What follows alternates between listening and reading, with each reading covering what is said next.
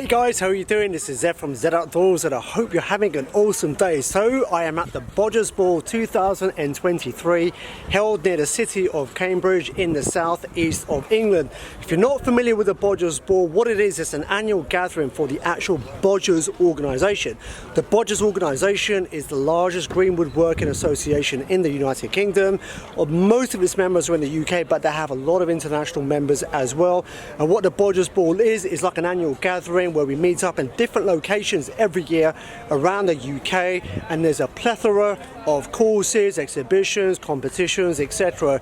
So today is the Friday. I actually arrived there yesterday on a Thursday. So the way it works is on the Thursday and Friday they do a huge variety of courses ranging from all disciplines of green woodworking and craft in general. And then on the Saturday and Sunday they're going to be holding a lot of auctions and demonstrations and competitions and a whole slew of things going on. And on this particular year it's a little bit different because on the weekend of this Bodgers Ball is actually the King's coronation. So the Monday we're going to be open as well. They're going to be doing courses. So what I'm doing today is I'm just kind of walking around. Mainly a lot of the classes are going on. There's more kind of stuff being set up. So this video is going to be very bitty in terms of all the different things that are going on. So I hope you enjoy the rest of this video, and without further ado I welcome you to the Bodgers Ball 2023. So this is the marquee here where they've got the bar, they've got free tea and coffee, so it's custom every year. You bring some biscuits to donate, so you've got that inside there. And the huge marquee over there is where they're running a lot of the workshops, as well as over here on the right hand side as well, where these are the open top stalls. So you have a lot of the Bodgers groups from around the country that have got their own setup tents here. They're doing carving demonstrations, etc. So what we'll do, let's have a walk inside here and see some of the workshops that are going on. Okay, that was the other thing that I was trying to do. Right, so we need to get our own chair then. Yeah. There.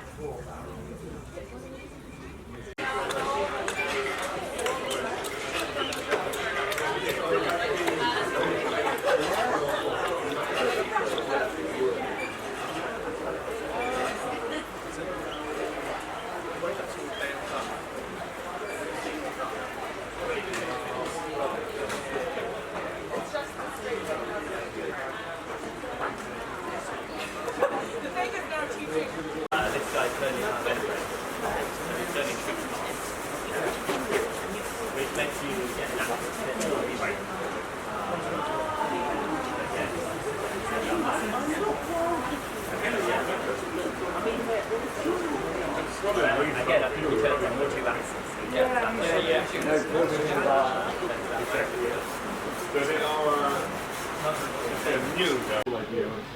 Wasn't your idea, obviously, but with the flax seed or linseed, you can also say it if you want. Yeah. So a couple of years ago, I saw a video about this man doing cooperage.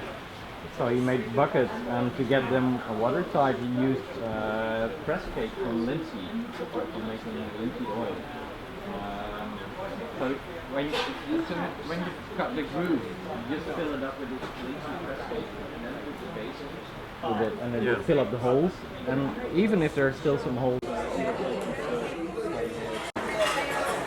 So yeah, just mark it on here like that, that's fine. Mark across there, mark across there, mark down there, across there, both sides, and then you saw down. Okay. Don't ignore me, it doesn't matter, we are not engineers. When I'm making cranberry, I'm set my wood, it's the width of the wood, unless I'm wanting to get specific size cranberry, which I do to the inside, I'm just selling anything more. I go with what I've got.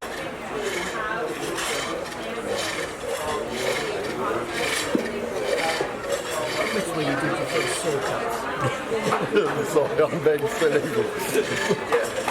It's got the look of a gorilla now. They call them gorilla stems. Right, okay, your saw cuts. Where you want to do the first one here. not with this saw. I'd sort of guessed that you're facing the camera there. This is the coolest saw ever, though. This purpose made. Look, that isn't cut down from a bigger saw, and it's the same thickness as the crosscut saws. And this is my bow saw, and it cuts. Oh, it's just gorgeous, and it's as good as a silky big boy. I can't see much difference between the two. Silky big boy is great for getting in there, difficult positions, but this is preferable, and I love it. It's just gorgeous. So yeah, there are only 3 saws up there.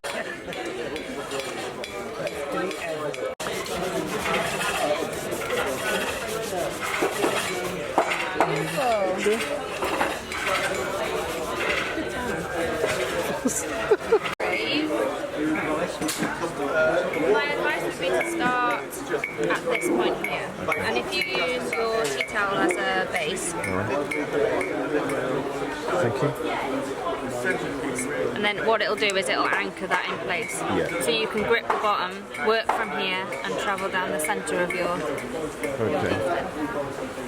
I'll grip the top. You can grip wherever you want to grip, wherever feels comfortable. Yeah. No, if you feel comfortable there. Really, that's the point where you want to stop for a minute. You don't want to keep going until you reach the top.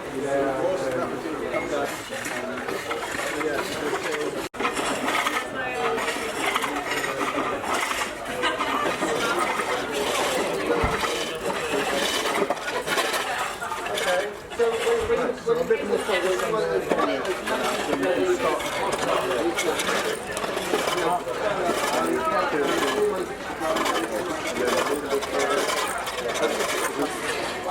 Start. Putting there. Right on the corner.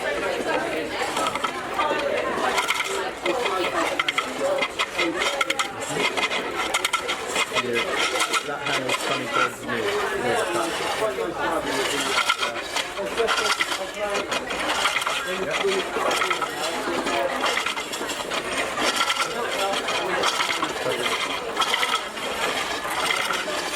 Try not to hear the up stroke so much, so you're cutting and letting go, not hearing the plate, cutting it in. So why move the blade off so it doesn't cut? It's not really off, so it's forward and then looking back. Forward and back to where you just cut. So every cut is pushing material and going back to where the cut was just made. So there's nothing there, so you should be in here unless you're moving it too much.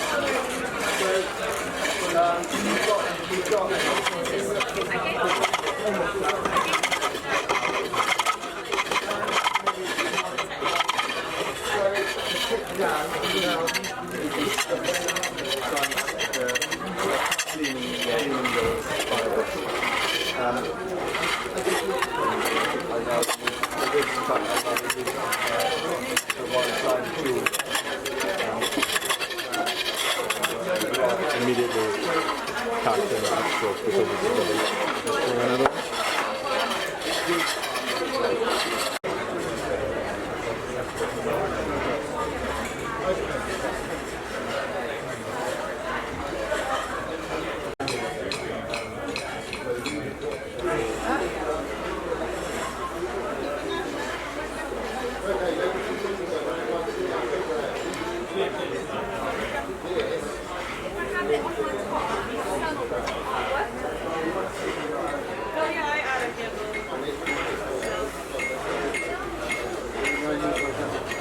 Yeah.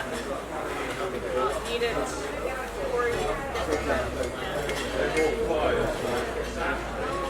Like 3 a year.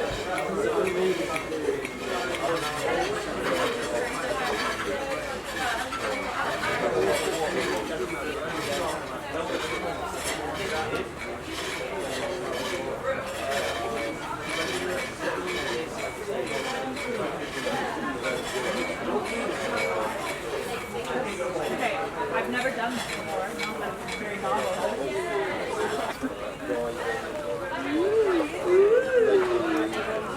Therapists, so they know what they're doing. So they have the roots in with people with mental health stuff and all the right groups, you know, rather than always playing with people who have, you know, want to pay 300 quid for a course, you know, that's the thing. So they're having a sheep and people day. They've got some great things. I think you all have to I'm like quite terrified. And I'm like, they're not. Really? But doing interpretation for that, so I'm trying to explain how like the forest is the top, and you have to explain what Lowland Heath was like and what this looked like in the Neolithic and all that stuff. And I enjoy that kind of element of it. But you know, through a few trance introductions, for example, like I've come across just outside this, there's an amazing CIC. Where they're a care farm, but they do meadow management as opposed to farming, so they have grazing ponies and sheep, but they're interested in, but they do a lot of therapy stuff, and that sides onto a Suffolk Wildlife Trust site called Wortham Ling, so it's this whole corridor of the Waveney Valley, which is now under like conservation management, as opposed to...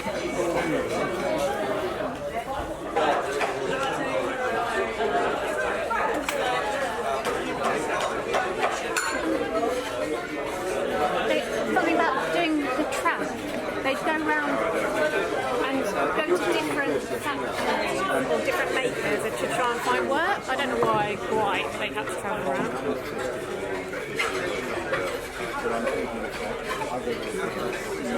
Could be a worshiping society of brush makers somewhere.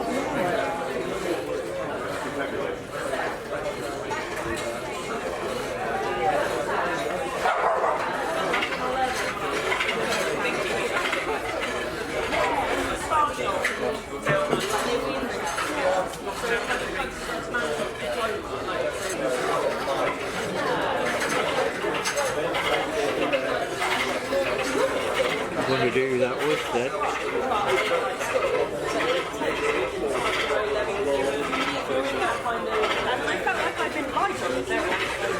And then I was like, I'm dying, and everyone was like, what? This way? But it was great, I had a lot of it. And it's How do you want your top?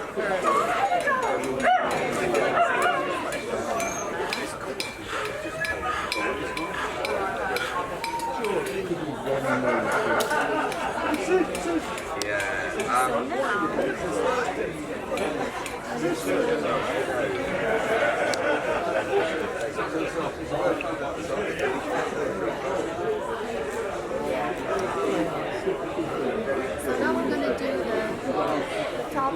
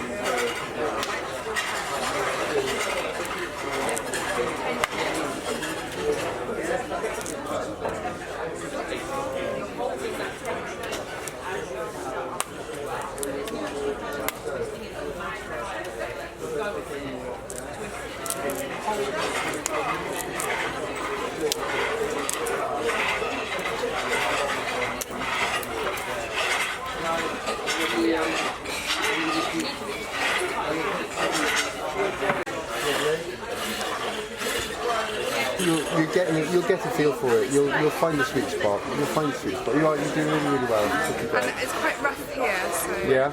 So the way to keep that nice and flat is you keep the back of the bevel, the back of the hook in contact with the wood. Right. And that's the line that you then follow when you make your pass. When you make a cut, you're following the line on the back of the hook, and you'll get less ridges and valleys. Right, okay, thank you. And no, there's a lot to remember all in one. So get it spinning, lovely, nice, and then roll out. That's enough. You've rolled out enough, and bring pulse. This is a hollow, and then you tap a ridge and you take a ridge off. So you're getting the line. I feel like I keep doing things. Yeah, too far. That will dig in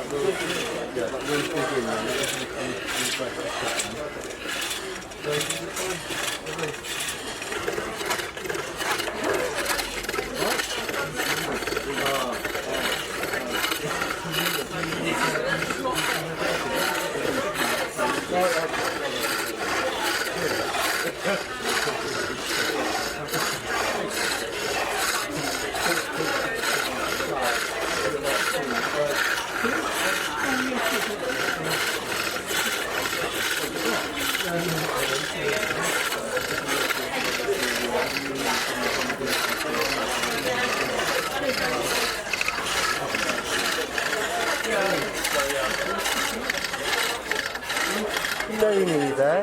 I'd say just a little bit more off on the outside.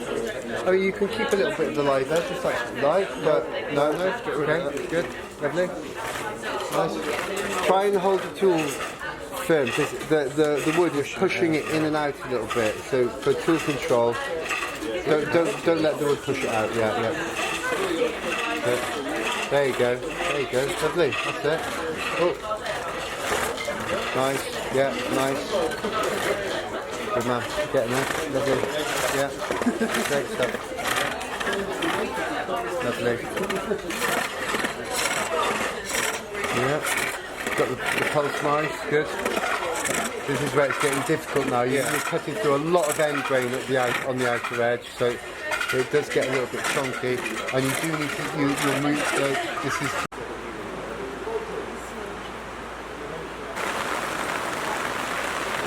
So I'm currently standing next to Darren Hood, who's on the verge of becoming the chairman of the Bodgers Association. Darren, I appreciate you taking out a couple of minutes in between the organisation. Just very quickly, I just wanted to ask you a question for those that are viewing and not aware, but what is the Bodgers Association itself? The Bodgers Association is a group of green woodworkers, originally started in 1991, thereabouts. Mike Abbott and a few other leading sort of green woodworkers got together. It was mainly focused on chairs. It was probably about 100 members. Early 2000s they realised that there was more than just chairs out there, and there's a lot of other green woodworkers, so it became the Association of Pole Lathe Turners and Green Woodworkers. So it was originally the APT, Association of Pole Lathe Turners, and it basically incorporated a lot more crafts. We're currently at about 12,000 members, 1,200 members. And they're based all over the UK, aren't they? So it's primarily British people, but you are starting to get foreign members as well, aren't you? Yeah, we've got foreign members. We've got membership coming in from Europe, a few people in North America. I think we've had 14 new European members this year. Fantastic. So just lastly, to touch on the Bodgers Ball itself, I've mentioned in just prior to the segment that it kind of represents an annual gathering and meet-up of all the members. Is there anything you'd like to add to that about what the Bodgers Ball itself represents? It's basically a meeting, it's fun, it's creativity. Greenwood goes in, fun comes out. It's awesome. I appreciate that. Thank you, Darren. And so if everyone wants to find out about the association itself, I'll put links below in the description, and we're going to crack on now with the rest of the event. And Darren, once again, I appreciate you taking a moment out to discuss this. No worries. Thankful to have a lot of people, or like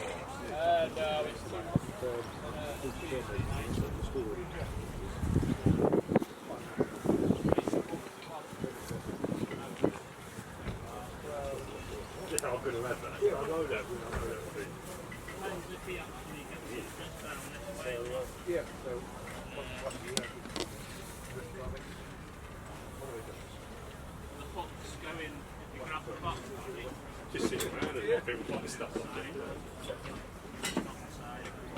Everything in there. So I'm currently with Gavin Phillips, who does a lot of the saw sharpening demonstrations and restorations and whatnot. I am going to hopefully be filming with Gavin in the future a much more detailed video, but I thought it would be an opportune moment right now to just have a very quick look into the process for sharpening saws. So Gavin, the floor's all yours. Okay, here we've got a demonstration saw tooth, and at the moment you can see some of the teeth have got reflected light there, a little bit of reflected light there, next to nothing there, and so on. We want to make sure that all of the teeth are in one line, right, called being in joint. So you take this tool here, a file in a block of wood, and you run it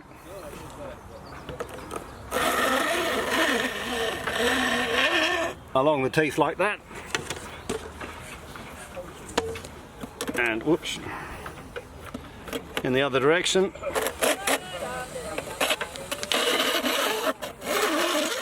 And now we're confident that all of the teeth tips are in line, in joint. I'll settle this down a bit. And then you reach for a saw file. I happen to like saw files with this profile called a Great American pattern of saw file. And my action is, let us look at this tooth here. I'm going to file it so that I make a little triangle at the top. And I keep filing until the dot of light nearly disappears.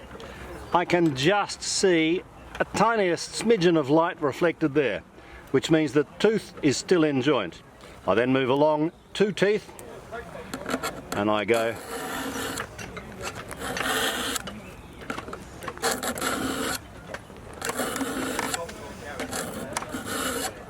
and you can see what was a square has become a triangle.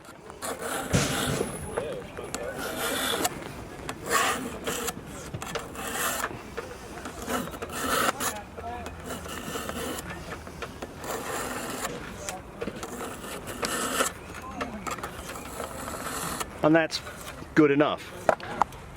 The first stage I was filing the teeth, and for that I need the teeth tips lower in the vise. For this stage, I want the saw up a bit higher so that this contraption, called a saw spider, can engage. That will do. I now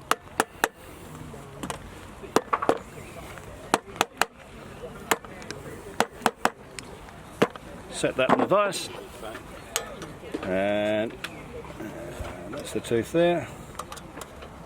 Right. It so happens, can you see this tooth is rocking, this tooth is set too much this way, it's overset. I know that because the saw spider is rocking in this direction. This next one is perfectly set. And the other one that I sharpened, yeah, that one is set to a perfect 15th of an inch. I won't adjust this any further, but because this one is overset, I'll adjust it further. Here is a lump hammer with a bevel ground on one side. And to deal with an overset tooth,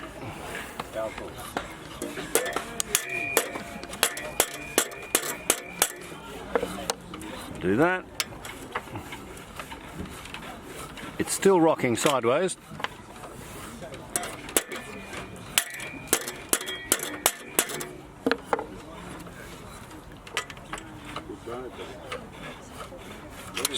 Nearly there.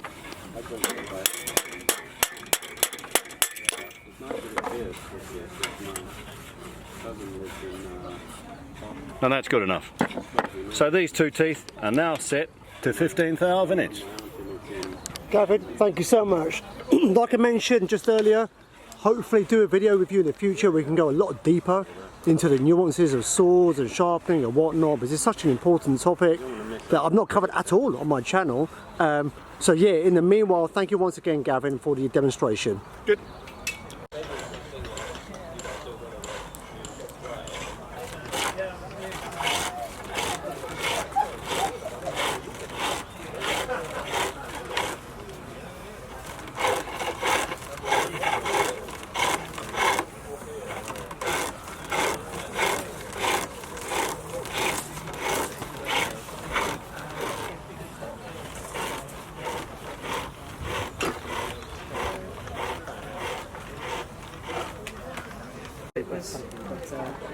That's a cross. Yeah. So first one is a cross.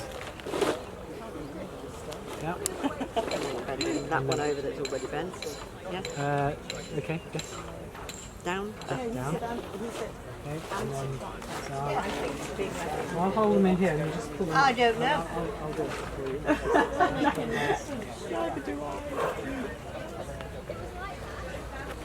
Sorry, go that way. Over this one.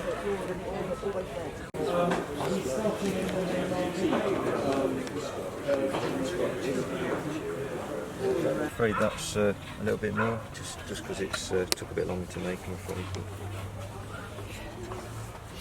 Yes, it's lovely. I'm quite pleased with them.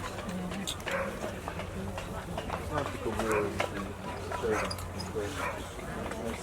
Dad?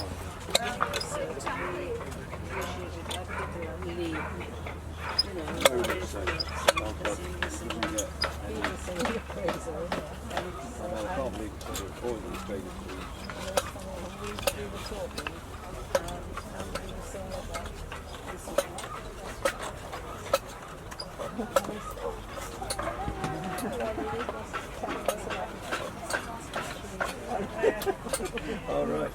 Yeah, it's not been shaken. Well, I've only just started. I'm in the same club as Woodworking, as the club, you know. I've been doing semi-every, just a Thursday night. I'm doing the training. I'm just,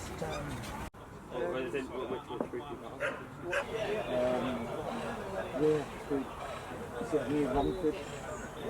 We got all that place.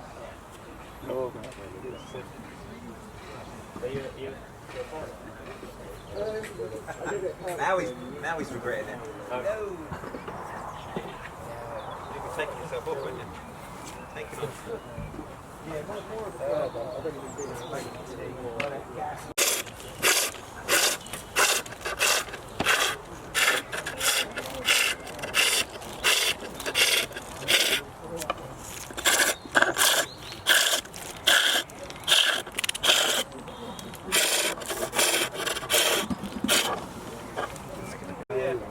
Yep. Clothes shops. Hello. So, yeah, it's quite a surprise.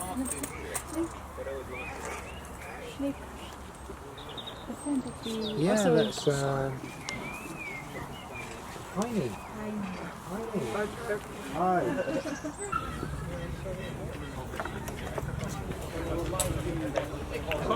Hello. Hiya.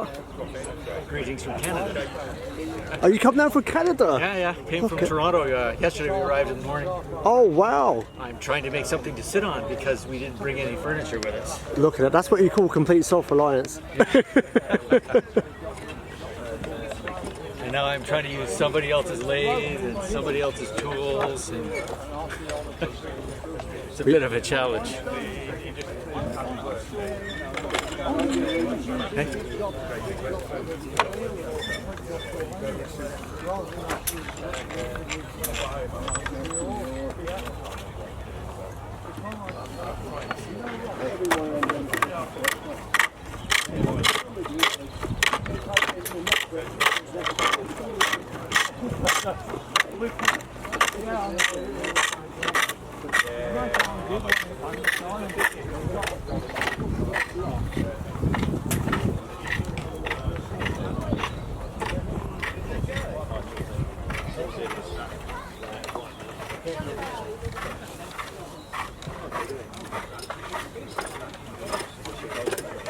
Yeah. Actually built about 3 weeks ago. We haven't. We're amateurs, complete beginners. What kind of things you fancy? Well, things like that. Yeah, that wasn't made on this one, you know.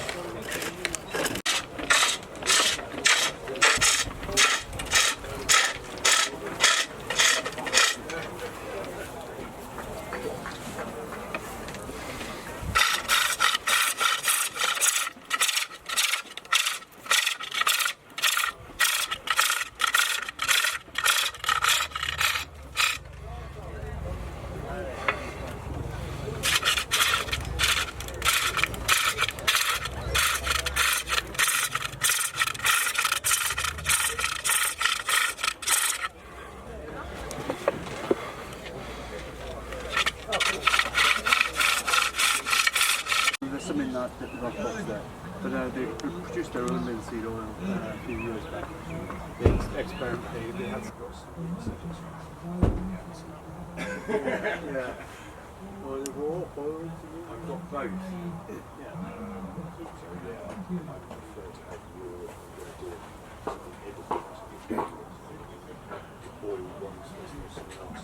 Well, that's a good question. I mean, for quite a few years we bought some Swedish pre-oxidized, organic linseed oil.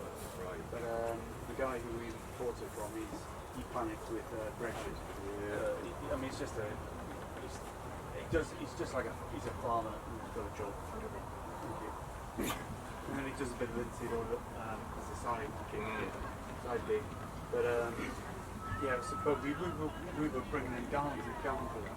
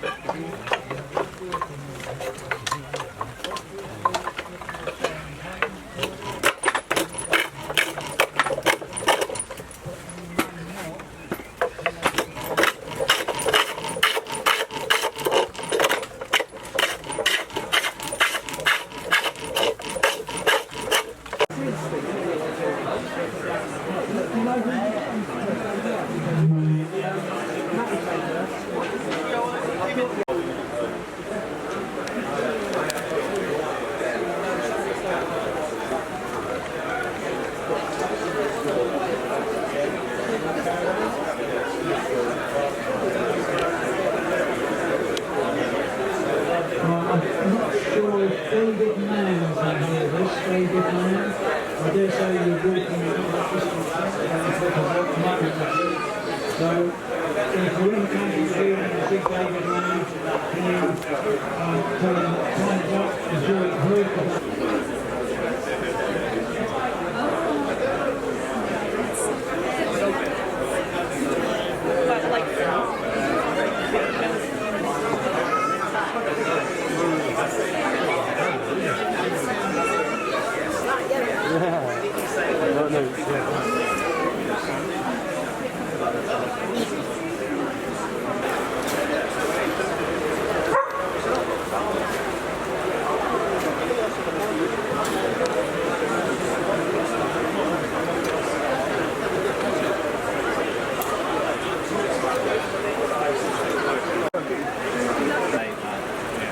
I was in Norwich a couple of weeks ago.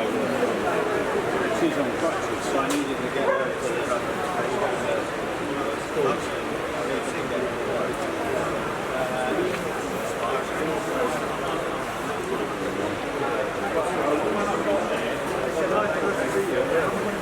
very good. Look at whiskey top line. Before now, on the inside. All right, take care.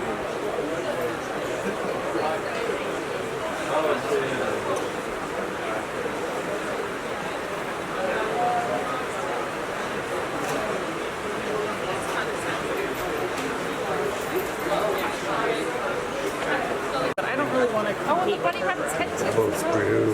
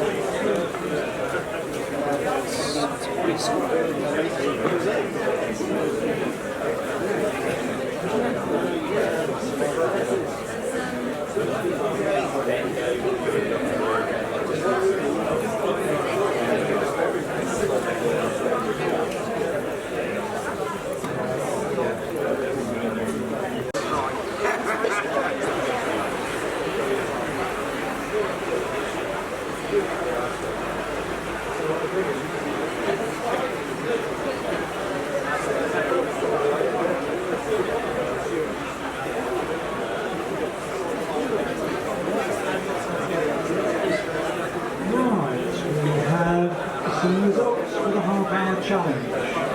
Results for the half-hour challenge. And in first place, we have a short commercial break to say that there's less than 1 hour. At 2 o'clock, you've got a limited time to get your entry. So, the Muppet got it wrong. Entries have to be submitted within less than 1 hour. Right? Less than 1 hour. Right, 25 minutes in fact. Okay, so not relevant to the half-hour challenge. So I'll think about that in a minute. Right, so we've had some commended work. So Alan and I absolutely bored and highly commended. And I'm going to go through in the order that they are written, as they were written down in entering blank work, not in any particular order. So 3 people. Nick is going to say a few words after I've stopped bleaching. Right, in third place was Rayleigh with her brushes. Rayleigh over there. And if you didn't see, I've got Kate holding up some of the brushes over there. How many was it? Half a dozen? So 6 brushes in half an hour. Wow. I could almost say you brushed the competition under the carpet. Sorry about that. Right, in second place. Oh, this is going to cause a joke. A lemon squeezy from Jeff in second place. I don't know how Jeff squeezed that making into actual time. Now, who made the winning entry? I tell you what, I was stunned at how it could be made in half an hour. Yoav and his end grain cup.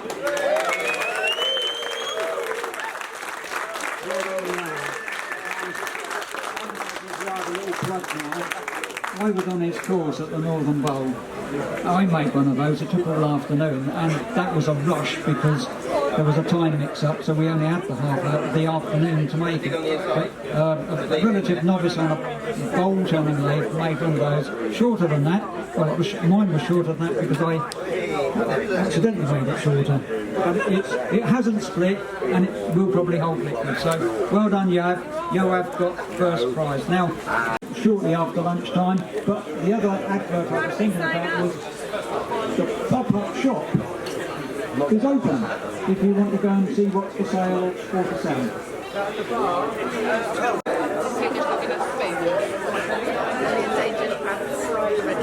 Do you have an article somewhere? it's probably evening side you're talking about. Ah, right. Yes. Yes, exactly. It's a nice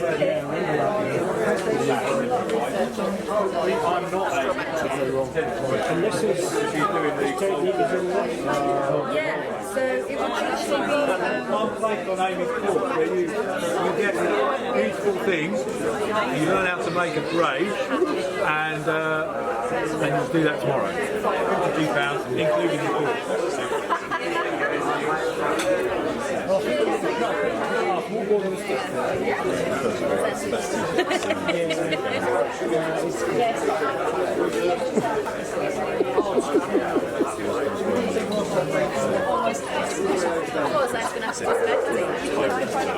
he's over there.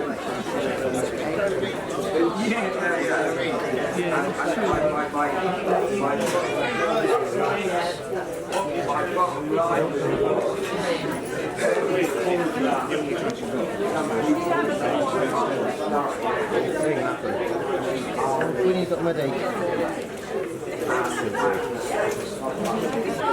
And you can turn a bit of scrap wood into anything nice in your we can all do it.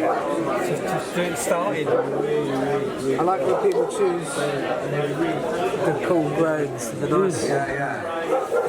That's it, just leave it.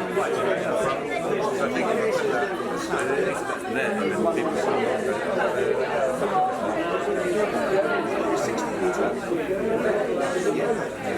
Got the greatest. No, Rocket's only going to come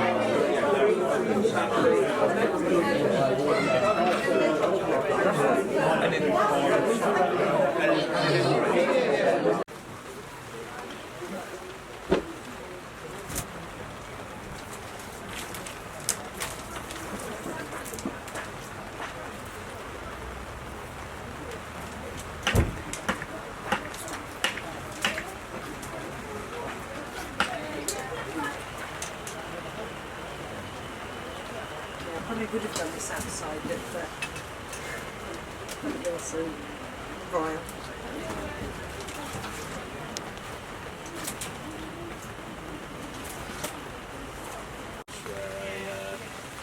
Basically flattens their job there, and that's actually where I think reprofile the outside, the other feel of that. Is that a V gouge? That's a 0.5mm 5 fiel gouge, yeah. It's very tiny, very sharp. I'm only going down about 2 mil. Very thin paint.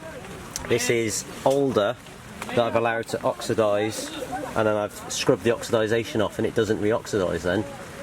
It's all done by hand, and it is card scraper finished. No sandpaper, no scrubbing, just a nice old card scraper. And then I've been doing these for a few years now, and I only do them freeform. The only issue I have is because it's a curved surface and not flat, you get a lot of, it's very easy to tear out, so you've got to be very slow and measured. If you go fast, what tends to happen is you follow the curve and all of a sudden you're doing these huge lines in them. But yeah, little V-gouge, just little bits. And it's just to take out, very slow, steady work.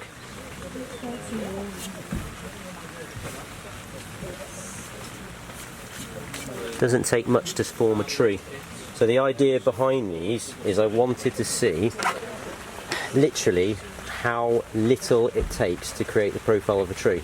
So I was really interested in single line drawings and things like that, and I'm very tree related. My name is Adrift in the Woods. I live in the woods, I work in the woods, and I just wanted to do the simplest, easiest thing I could teach. So chip carving, relatively hard to do, but with a single gouge painted through, you can make something quite beautiful, quite simple, or you can go for something a little bit more complex if you want to spend the hours putting that in. But I was following a lady in America, a block maker, ink print maker, and I was like, if she can do it on lino and she can do it on a block, we can do it on a shrink pot, and they just work. And so on the other side, I did that one earlier as well. Just nice, simple, but they stand out proud. Yeah, you don't need a lot of adornation to them, anything like that. And then I always find the juiciest, nicest piece of grain now and leave that clear and get that as smooth as I can. So that is a really nice pot, nearly finished. Spalted birch base, spalted beech base, sorry, and that's all come from the same tree from North Wales.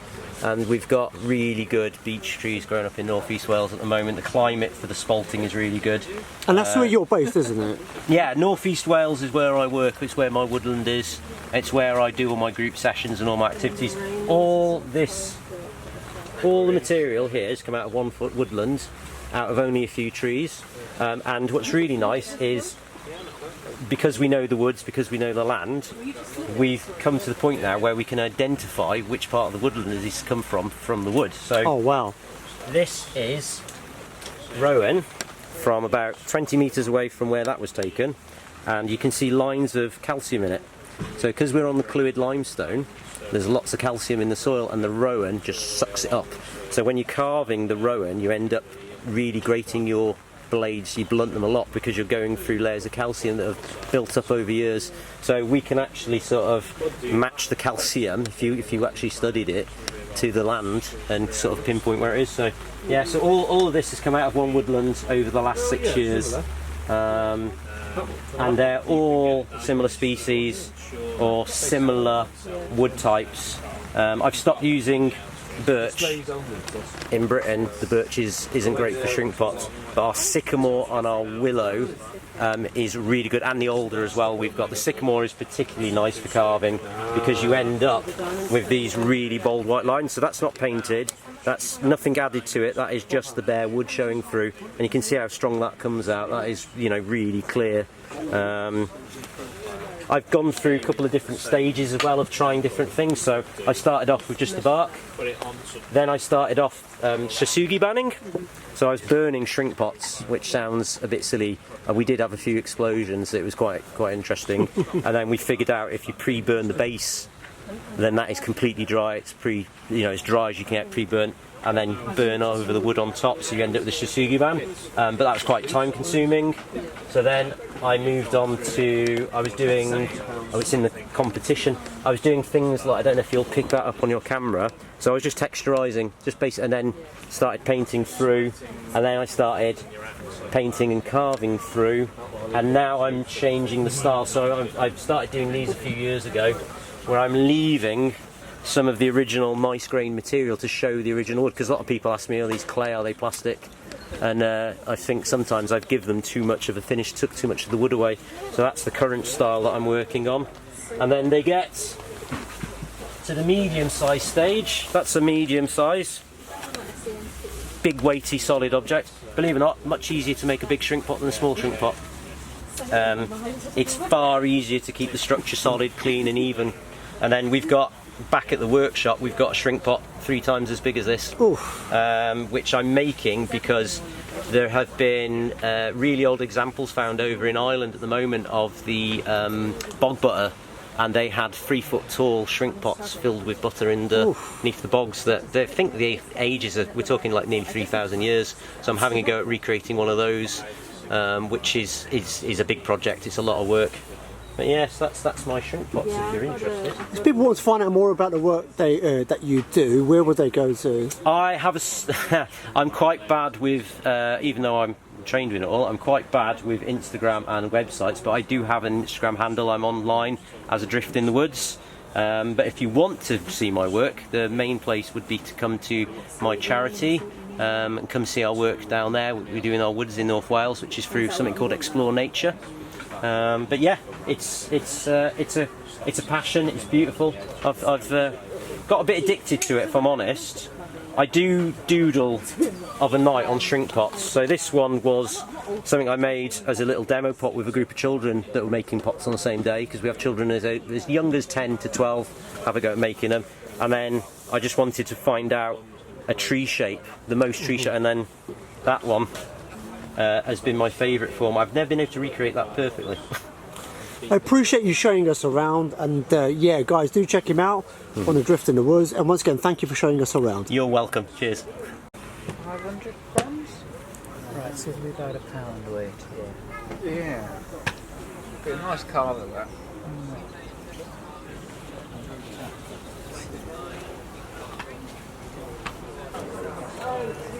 So one of the items that really caught my eye is this musical instrument here that's been submitted for the competition. I've got the gentleman here that's made it. Could you like to introduce yourself? So I'm Miles Wood, West Saxon in Wales, and I have to look at the sticker now to remember the full name of it on Instagram. Green Woodworking and Handcrafts in Wales. Look at that. We were just talking about this off camera. I thought it would be a great little segment. We talk a little bit about this instrument and the origins of it. So it's based loosely off of one that was found in Sutton Hoo, the ship burial. It's dates from the mid to late 7th century. Sutton Hoo has been made famous by a film called The Dig with Ralph Fiennes in it. The ship burial, there was nothing left of anything organic. It had melted into it melted into the soil because of the acidity. They know that there was a body found there. There was phosphates found in the soil, which is evidence of calcium melting into the soil, and a lot of metal work. But one of the things that was found there was the remnants of a lyre, which is an early version of a guitar or sometimes a harp, but depending on how you play it. So this one you would just pluck with your fingers.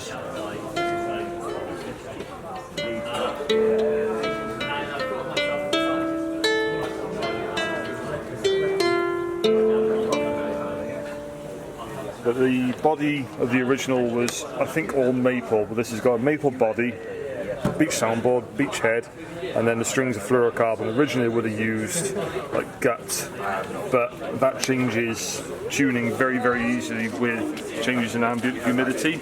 Whereas if you use fluorocarbon, it's nice and stable, and you don't have to fiddle with it every time you go from one room in the house to another. Like if that was had gut strings, I went from my living room to the kitchen while there's food cooking, it would go out of tune like that because of the change in the ambient humidity in the room. So fluorocarbon, nice and stable. The tuning pegs are piano steels ones, but and so is that fluorocarbon as well. So it's loosely based on the original, but in no way historically accurate. Yeah, that was my first one as well. So that is awesome. No, we appreciate you taking a moment to share about it. Thank you so much. No problem.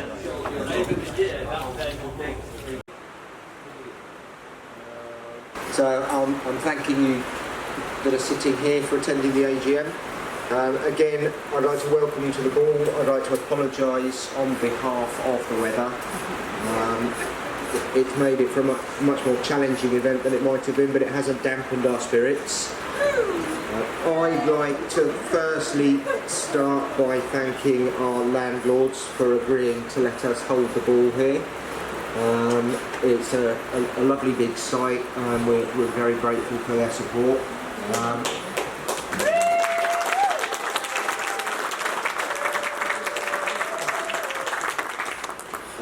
Secondly, a huge vote of thanks to David Owen and the local group who have made the organisation of this venue possible, working alongside Andy. So if we could have a round of applause for the local group. Pretty quick, because year to the day that I got on the committee, I wasn't really expected to be doing this. There's two main reasons. One is drinking cider with John Warwicker in his van. Not necessarily a good idea. But the other main one was no one else wanted to do it, so I thought I'll step out of my comfort zone. Oh.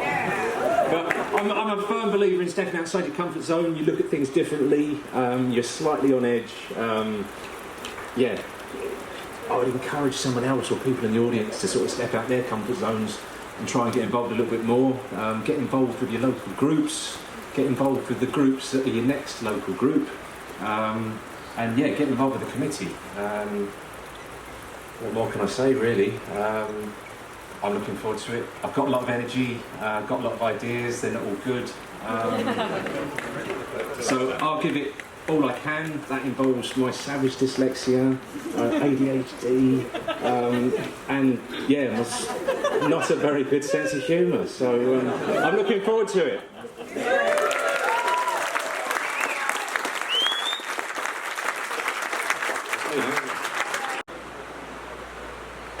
So there you have it, my friends. That is a wrap for this video. Really do appreciate you watching. It's been a fantastic few days out at those Bodgers Ball 2023. What I'm going to do is put a link below to the Bodgers Association itself. I highly recommend you join. You get incredible value from being a member of the Bodgers Association.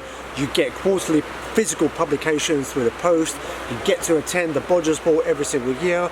You get to connect with group members all across the UK and internationally, and a slew of other benefits. So what I'm going to do, put links below in the description. Highly recommend you go check that out, and hopefully see you at next year's Bodgers Ball. Until then, I hope whatever you're doing, you have a blessed day, a blessed week ahead. From myself, Z Outdoors, and all the other members of the Bodgers Association, peace out.